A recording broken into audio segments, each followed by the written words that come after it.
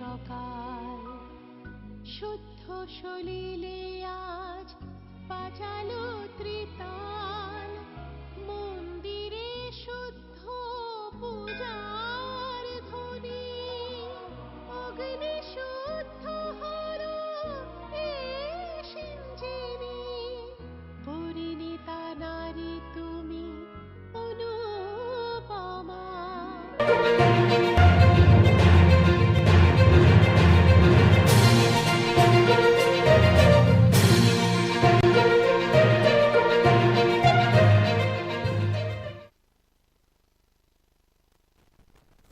Village committee के चुनाव पिछले 10 सालों से रुके हुए हैं और यह गुस्सा आखिरकार माइलोंग उन्नकोटी में फूट पड़ा है। गांव के दफ्तर पर कब्जे को लेकर भारी तनाव पैदा हो चुका है। हालात पर काबू पाने के लिए पुलिस और टीएसआर जवानों को तैनात किया गया है।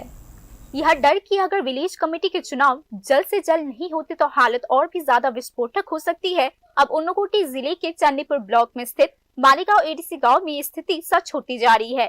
गाँव के दफ्तर में कब्जे को लेकर आसपास के पूरे इलाके में पहले ही तनाव फैल चुका है। इस तनाव को और हवा यह शिकायत देती है कि पिछले 10 सालों से गांव समिति के चुनाव नहीं हुए हैं।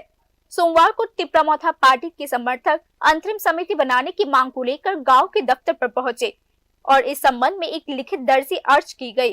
उनकी शिकायत साफ है, 2016 के बाद से विलेज कमेटी के कोई चुनाव नहीं हुए हैं। नतीजतन जिन समितियों का कार्यकाल बहुत पहले ही खत्म हो चुका है वे अभी भी सत्ता में बने हुए हैं। ये एक ऐसी स्थिति है जो लोकतांत्रिक प्रक्रिया और प्रशासनिक पारदर्शिता दोनों पर गंभीर सवाल खड़े करते हैं।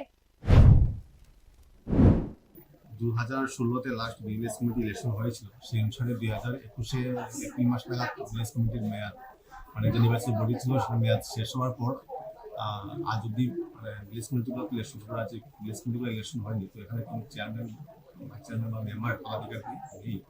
এডিসি ভিলেজগুলোতে এখন সম্পূর্ণ যে ইনচার্জ ওনাদের মাধ্যমে পরিচালিত হচ্ছে এবং লোকাল ভিলেজদের যারা রেসিডেন্টস থ্রু গ্রামসভার মাধ্যমে ডিসিশন নিয়ে পঞ্চায়েত সেক্রেটারি বা ডিরেক্টর আছেন ওই জায়গায় বিভিন্ন স্কিমগুলি বাস্তবায়ন। आरोप और भी गहरे हैं। चुनावों की इस लंबी गैर मौजूदगी का फायदा उठाकर कई विलेज कमेटी अब कथित तौर पर मनमाने ढंग से अपनी मर्जी से चलाई जा रही है। स्थानीय लोगों का दावा है कि तय नियमों और जवाबदेही के बजाय अब व्यक्तिगत फायदों को ज्यादा अहमियत दी जा रही है। विकास परियोजनाओं को लागू करने से लेकर सरकारी फायदों को बांटने तक हर जगह अनियमितता और पक्षपात के आरोप सामने आ रहे हैं। दूसरी ओर बीजेपी समर्थकों का कहना है कि प्रशासन को इस मामले की जानकारी है और सही समय आने पर उचित कार्यवाही की जाएगी। हालांकि इस आश्वासन से हालत शांत करने से ज्यादा मदद नहीं मिल रही है। पुलिस और टीएसआर बल अभी भी मौके पर तैनात है, जहां पूरे इलाके में इस समय एक साफ तनाव और बेचैनी वाली स्थिति उत्पन्न हो चुकी है। বলে আমাদের এখানের এই বাইলংয়ের কিছু জনসাধারণ এসছেন, ওনাদের বক্তব্য হচ্ছে যে লাস্ট ভিলেজ কমিটি তারপরে আমাদের টিটিএসি শিশুদের এরিয়ার যে কাউন্সিলের যে ইলেকশন ফলাফল বের হয়েছে সেই মোতাবেক জনগণ একটা রায় দিয়েছেন। ওনাদের বক্তব্য বলে যে মেজরিটি পিপল যেদিকে রায় দিয়েছেন সেই অনুসারে পঞ্চায়েত পরিচালিত হওয়া যাবে। তো যেহেতু আমাদের এখানে কোনো নির্বাচিত বডি নাই, পঞ্চায়েতের যিনি দায়িত্বপ্রাপ্ত আছেন উনি পরিচালনা করছেন এবং আগেও যেরকম করছেন উনি গ্রামসভা মাধ্যমেই করছেন। তো আমি এটাকে আশ্বস্ত করেছি যেখানে কারোর কথায় কোনো কিছু হবে না। তো পঞ্চায়েতের ম্যাক্সিমাম জনগণ যেটা চায় আর গ্রামসভার মাধ্যমে ওনারা প্রজেক্ট তুলে এনে জনগণের মতামতকে অগ্রাধিকার দিয়ে ওনারা লোকাল প্রজেক্টগুলো বাস্তবায়িত করবেন এবং জনগণকে জানিয়েই করবেন। राजनीतिक विश्लेषकों के अनुसार एडीसी इलाकों में यह लंबा संस्थागत खालीपन अब बड़े संकट में तब्दील हो चुका है। जमीनी स्तर पर चुने हुए प्रतिनिधियों की गैर मौजूदगी न केवल प्रशासनिक ढांचे को कमजोर करती है बल्कि सामाजिक और राजनीतिक अस्थिरता का एक खतरा भी उत्पन्न कर देती है। संबंधित हलकों को आशंका है कि यदि ग्राम समिति के चुनाव शीघ्र नहीं कराए गए तो यह असंतोष एक व्यापक संकट का रूप ले सकती है। Bureau report, news now.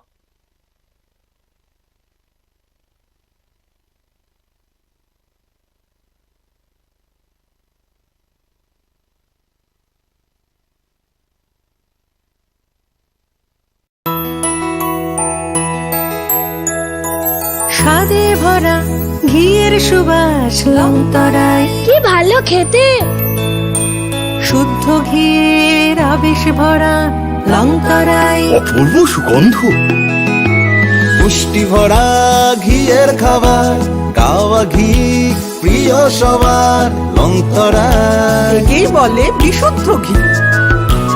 বিশুদ্ধ ঘি নাম মনে রেখো লংতরাই। লংতরাই ঘি রোজ খাবারে তোমাকে চাই। লংতরাই লংতরাই লংতরাই। প্রথম আলো এলো শুদ্ধ সকাল, শুদ্ধ সলিলে আজ বাজালো ত্রিতাল, মন্দিরে শুদ্ধ পূজার ধ্বনি, অগ্নি শুদ্ধ হলো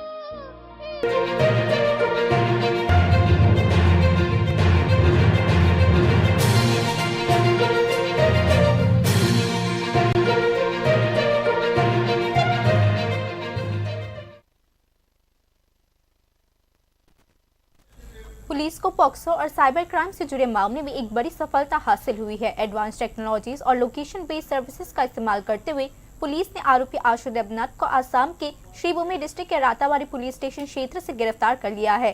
एक गुप्त सूचना पर कार्यवाही करते हुए सोमवार देर रात विशेष अभियान चलाया गया, जिसके दौरान आरोपी की लोकेशन का सटीकता से पता लगाया गया और उसे तुरंत गिरफ्तार कर लिया गया। साथ ही इस मामले में जुड़ी नाबालिग पीड़िता को भी सुरक्षित बचा लिया गया है। आरोपी के खिलाफ बीएनएस और पॉक्सो अधिनियम के कई गंभीर धाराओं के तहत मामला दर्ज किया गया है। पुलिस ने बताया है कि फिलहाल पीड़िता को मेडिकल केयर और साइकोलॉजिकल सपोर्ट प्रदान किया जा रहा है। আমাদের চুড়াইবাড়ি এলাকা থেকে একটা নাবালিকা অপহরণের সাথে যুক্ত, এছাড়াও কিছু সাইবার সংক্রান্ত অপরাধের সাথেও জড়িত থাকার আমাদের কাছে অভিযোগ ছিল। সেই অভিযোগের ভিত্তিতে আমরা তদন্ত শুরু করি। তদন্ত করার পরে ওর যুক্ত থাকার প্রমাণ আমরা উপযুক্ত পাই। কিন্তু এরপরে ওই ছেলেটা ওই আসামের ওই যে নিজস্ব বাড়ি থেকেও পালিয়ে যায় এবং আমরা এরপর জানতে পারি যে সে ব্যাঙ্গালোর গেছে। ব্যাঙ্গালোরও আমরা বিভিন্নভাবে বিভিন্ন থানার সাথে যোগাযোগ করি যে ওকে আটক করার জন্য, তারপরে ওইখানে সম্ভব করা হয়নি। তো গতকাল রাত্রে আমরা সুনির্দিষ্ট অভিযোগে এই ইনফরমেশনের ভিত্তিতে আমরা গম্ভীরাতে রেড করি। সাথে আমাদের রাতাবাড়ি থানাধীন নিবিয়া ওয়াচ পোস্টের স্টাফরা ছিল, ওদের সহযোগিতা মিলে আমরা রেড করে আমরা ওই যে অভিযুক্ত আশু দেবনাথকে আমরা অ্যারেস্ট করি এবং ওর কাছ থেকে যে মোবাইলটা ছিল যেটা দিয়ে হয়তো সাইবার সংক্রান্ত অপরাধের সাথে যুক্ত থাকতে পারে সেটা আমরা সিজ করি।